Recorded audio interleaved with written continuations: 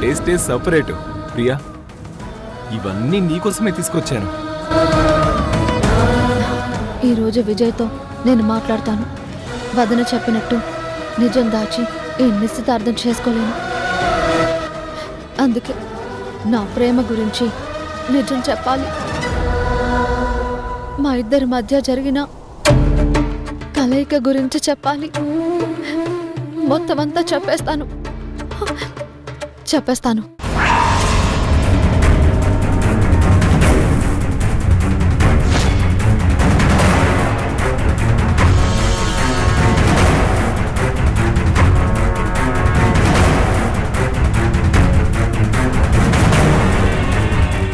మొగలి పూల పరిమళం మత్తెక్కిస్తుంది.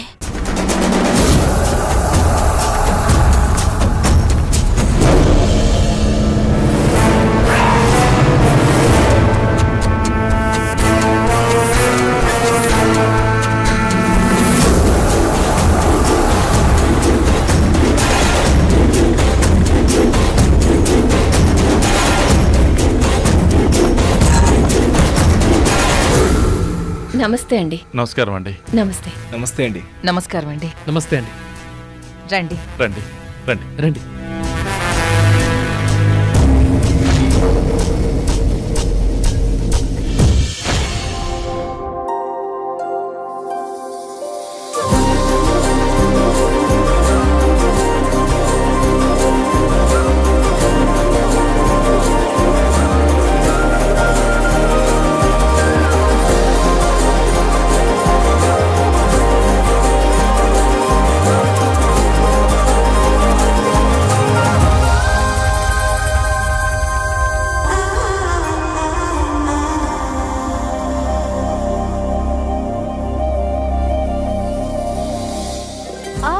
ప్లీజ్ కళ్యాణ్, కాస్త స్లోగా చెయ్యి. అసలు నీకు హెడ్ఏక్ ఎందుకు వచ్చింది? మా ఇంట్లో కొన్ని డిస్టర్బెన్సెస్ జరుగుతున్నాయి. చెప్తే క్లియర్ చేస్తాను కదా. టైం వచ్చినప్పుడు ఖచ్చితంగా చెప్తాను. ఇంకా చాలే కళ్యాణ్. ఏంటి, తల పడిపోయిందా? కొంచెం బెటర్. సరే, కాళ్ళు నొప్పులు అంటున్నావు కదా, బెడ్ మీద పడుకో. నో, నువ్వు నా కాళ్ళు పట్టుకోవడం ఏంటి? వద్దు. పర్లేదులే కావేరి, లవర్స్వే, కాబోయే భార్యాభర్తలం. అయినా రేపెలాగూ కాళ్ళు పట్టాలి కదా కాబోయే శ్రీవారు. ఓహో, పోలీస్ ట్రైనింగ్ లాగా భర్త కోసం కూడా ట్రైనింగ్ అన్నమాట.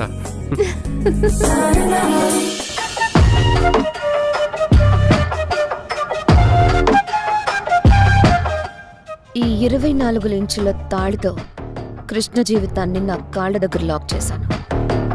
కానీ ఆస్తి ఐశ్వర్యం లాకర్ మాత్రం ఇంకా నా సొంతం కాలేదు. ఈ రాణమ్మ పాముల గోలేంటో, గరుడు యంత్రం ఏంటో సీరియస్గా ఆలోచించాల్సిన విషయం. ఈ తింగర్ బ్యాచ్ నమ్మడం లేదు, కానీ నాకు మాత్రం రాణమ్మ చెప్పిన దాంట్లో సంథింగ్ ఏదో ఉన్నట్టే ఉంది.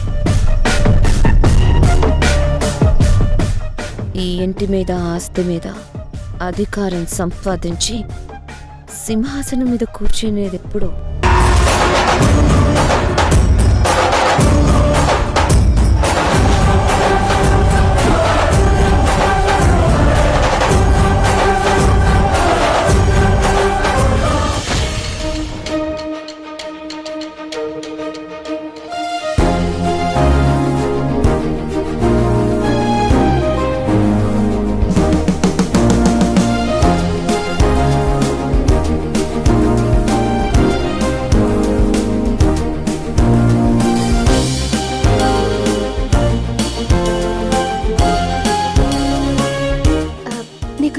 అనిపించడం లేదా కళ్యాణ్? కాళ్ళు పట్టడమా లేకపోతే నేను ఇంట్లోకి రావడమా? ఏది తప్పు అంటున్నావు? కాళ్ళు పట్టడం. నా భారీగా నిన్ను ఫిక్స్ అయ్యానని ముందే చెప్పాను కదా. హద్దు దాటినంత వరకు తప్పేం కాదు గాని సీక్రెట్గా ఇంట్లోకి రావడం తప్పే. నా గురించి భయపడి సేఫ్ గా ఉన్నానో లేదోనని వచ్చావు. అది తప్పేం కాదు, రెస్పాన్సిబిలిటీ. ఆ మెల్లిగా మహేంద్ర బాహుబలి గారు. అలాగే దేవసేన మహారాణి గారు. మా సేవలు ఎలా ఉన్నాయి దేవసేన మహారాణి గారు? మీ కరములలో ఏదో కనికట్టుంది. మా మనసులో చిలిపి కోరికలు పుడుతున్నాయి. అవునా? హ్మ్, అయితే మరి కోరికలు తీర్చమంటారా దేవసేన? హ, అమ్మో చిట్టే పట్టేశావుగా. ఇంకా ఇలాంటి మసాజులొద్దులే. అది అలా రా దారికి. నేను పోలీసోడ్ని. ఫేస్ ఎక్స్ప్రెషనే కాదు, మనసులో ఉన్న ఆలోచనలు కూడా కనిపెట్టేయగలను. నమ్ముతాన్లే.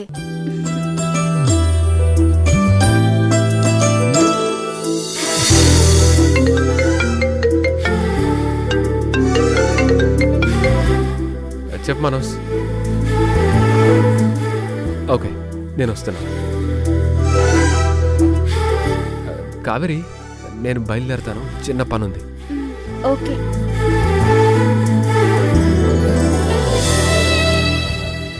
I love you.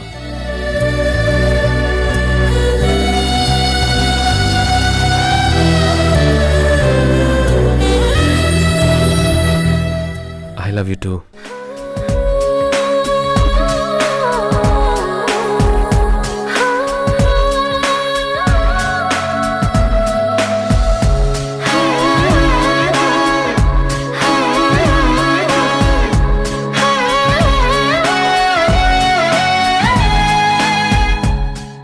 Okay, bye.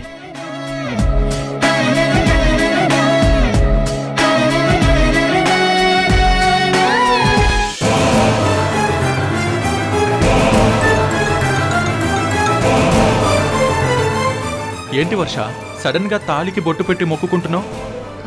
నీ గురించే భయపడుతూ తాళ్ళకి కుంకుమ బొట్టు పెట్టి మనసులో 10 కాలాల పాటు నా పసుపు కుంకుమలు చల్లగా ఉండాలని దేవుణ్ణి కోరుకుంటున్నాను కృష్ణ. ఆ పాము పగ గురించి నువ్వు నేను నమ్మకపోవచ్చు, కానీ నేను సగటి భార్యనే కదా. నన్ను ఆశీర్వదించు.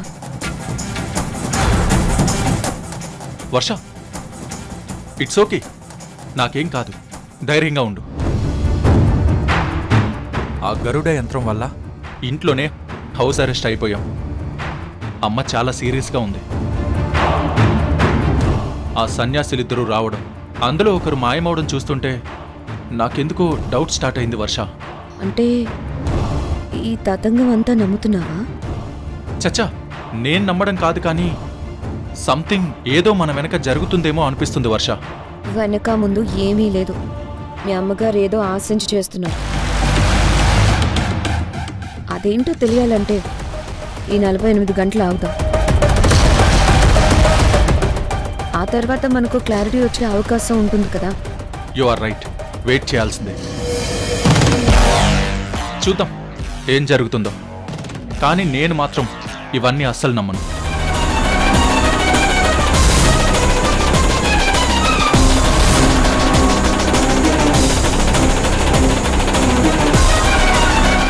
ఈ పాముల గోల నుంచి కృష్ణ బయటకు రాగానే మన టార్గెట్ మొదలు పెట్టాలి.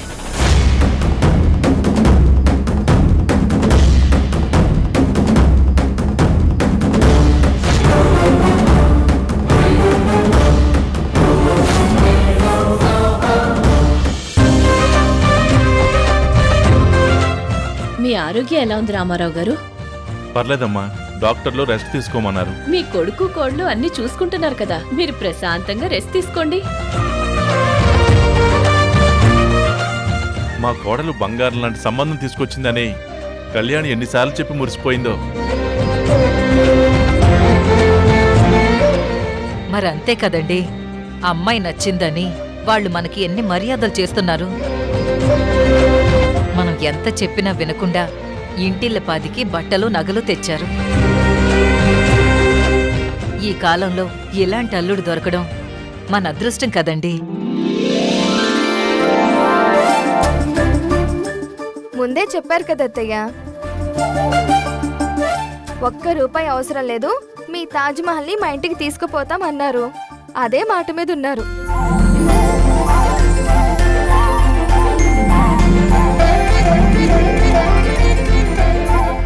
మావయ్య గారు, నిశ్చితార్థం ఉంగరాలు చూడండి.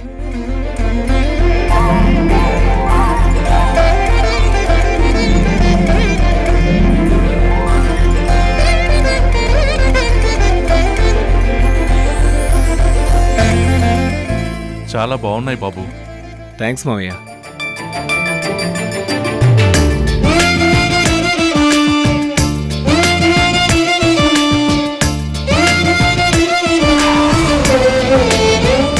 అమ్మా మాధవి, అమ్మాయి రెడీ అయిందా? ప్రియ ఎప్పుడో రెడీ అయిపోయింది మావయ్య. అదిగో ప్రియ వచ్చేసింది. నేను వచ్చి తీసుకొస్తాను కదా, నువ్వెందుకు వచ్చావు? నేను విజయ్తో మాట్లాడాలి.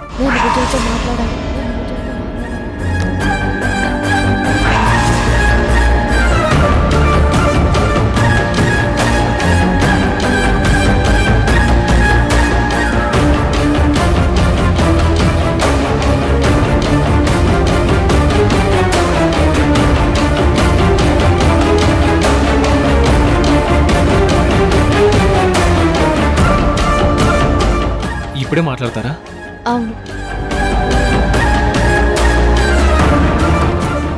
కాసేపట్లో నిశ్చితార్థం పెట్టుకుని ఏం మాట్లాడాలి ప్రియా? పెళ్లి చూపుల రోజు నుంచి నేను సైలెంట్గా ఉన్నాను, మాట్లాడడం లేదు అన్నారు కదా.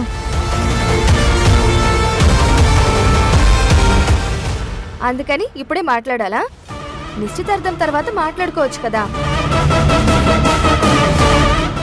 మాధవి, తను మాట్లాడడం లేదని నేను కంప్లైంట్ చేశాను కదా.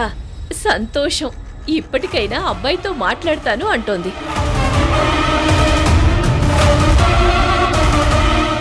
వెళ్ళు విజయ్. అలాగే అక్క.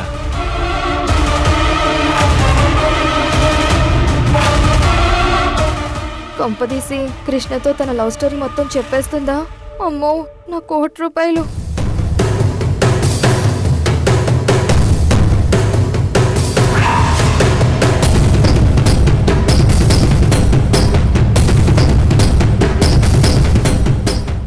రా రా, నీకోసమే ఎదురు చూపులు. ఆ రాణమ్మ మేనకోడలివి. గరుడ బంధనాన్ని తెంచి ఆ ఇంట్లో అడుగు పెట్టడానికి నాకు కావలసిందానివి నువ్వే. వశీకరణం, ఆవాహనం. నీది ఆశ్లేష నక్షత్రం. నాకిప్పుడు నువ్వే మూలాధారం.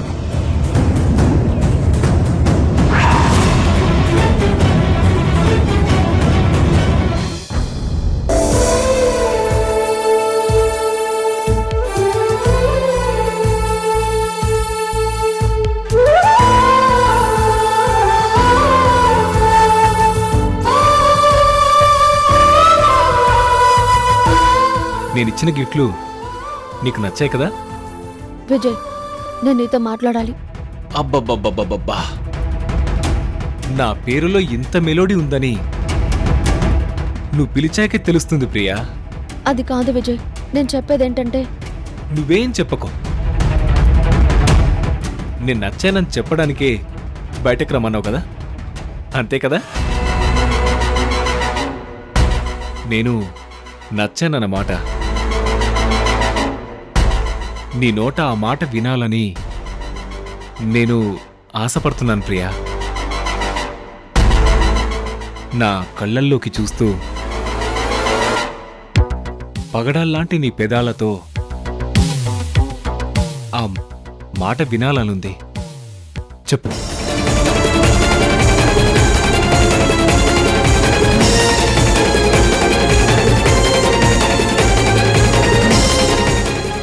నా కథ గురించి నీకు చెప్పాలి. నువ్వు ఆటో నడిపేవన్న విషయం నాకు తెలుసు. అది మాత్రమే విజయ్, ఇక మాట్లాడింది చాలు. నిశ్చితార్థానికి టైం అవుతోంది. తనతో మాట్లాడుతుంటే టైం కూడా తెలియట్లేదు. సరే, నిశ్చితార్థం అయ్యాక రోజు మాట్లాడుకోవచ్చు. అక్కడ అందరూ వెయిట్ చేస్తున్నారు. నువ్వు వెళ్ళు విజయ్, నేను ప్రియని తీసుకొస్తాను. అది కాదు. ముందు నువ్వు లోపలికి వెళ్ళు, తర్వాత మావయ్య తిడతారు.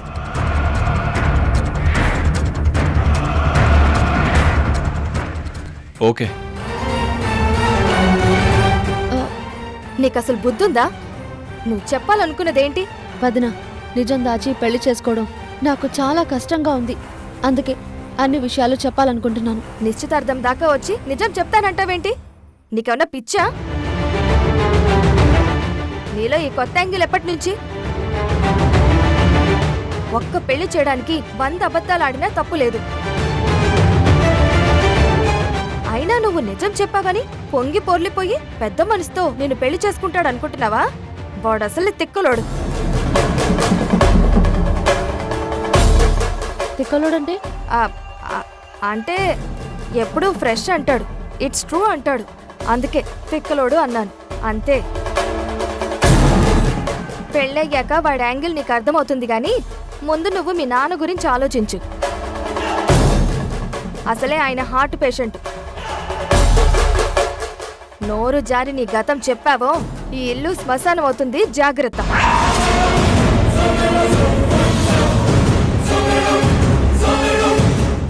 నోరు మూసుకునొచ్చి ఉంగరాలు మార్చుకో రా.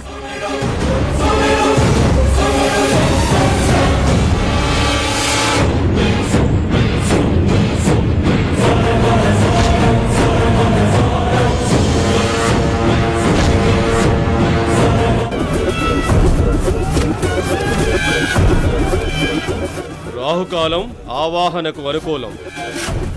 మన నాగాస్త్రానికి తిరుగులేని కాలం.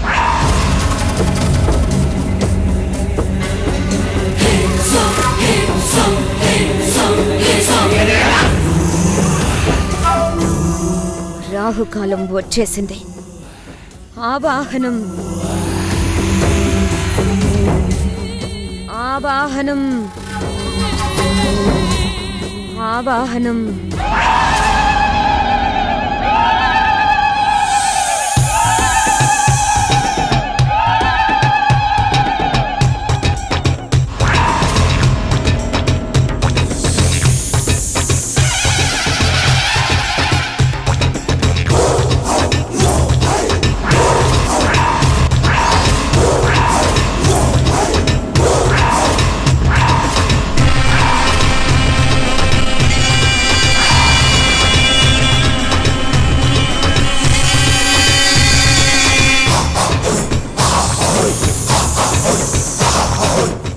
మావయ్య గారు, అనుకున్న ముహూర్తం దగ్గర పడుతుంది. అలాగే బాబు. అమ్మా మాధవి, ప్రియని తీసుకురా. అలాగే మావయ్య. అవును, పంతులు గారు ఇంకా రాలేదేంటమ్మా? మావయ్య, ఆయన ముహూర్తాలు పంపించారు. ఆ టైంకి మనం ఉంగరాలు మార్పించుకుంటే సరిపోతుంది. నేను అన్ని మాట్లాడాను మావయ్య. పంతులు గారు లేకుండా ఎలాగమ్మా? ఏమండి, నిశ్చితార్థం ఘనంగా చెయ్యాలని వియంకులు అనుకున్నారు. వాళ్ళ సర్కిల్ పెద్దది. అలా వెళితే ఆలస్యం అవుతుందని పెళ్లి గ్రాండ్గా చేద్దామనే కదా నిశ్చితార్థం సింపుల్గా పెట్టుకున్నారు. అది నిజమే, కానీ రామారావు గారు, మాకిలాంటి పట్టింపులు ఏమీ లేవు. మా తమ్ముడు పెళ్లికి తొందరపడుతున్నాడని నేనివేమీ పట్టించుకోవడం లేదు. ముందు ఉంగరాలు మార్చుకుంటే నిశ్చితార్థం అయిపోతుంది. సరే అమ్మా, మీ ఇష్టం. అమ్మ మాధవి, వెళ్ళి అమ్మాయిని తీసుకురా. అలాగే అత్తయ్య. నేను తామసిని, నీ ముద్దుల మేనకోడలితోనే నీ కృష్ణుని కాటేసి చంపేస్తా. నీ ఇంటికొస్తా. నీ గరుడ యంత్రం దాటేస్తా. నీ గడప తొక్కుతా. నా శక్తిని చూసి ఆ స్వామీజీ బతుకు జీవుడా అంటూ పారిపోతాడు.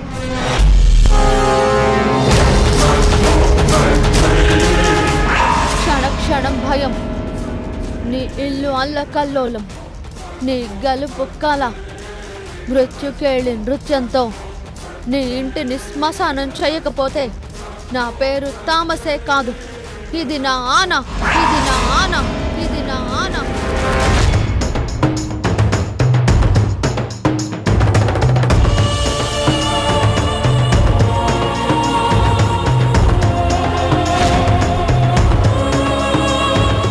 అమ్మగారు, నేనెంత జాగ్రత్తగా పాలు కాచినా విరిగిపోతున్నాయమ్మా.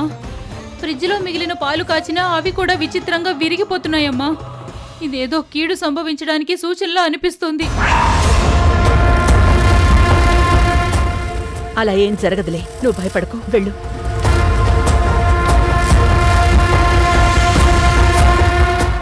గరుడ బంధనం వేశాను. నా పిల్లలకి ఏమీ కాకుండా చూడు తల్లి.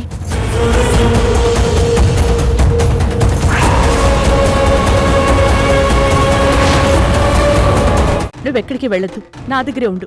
రా.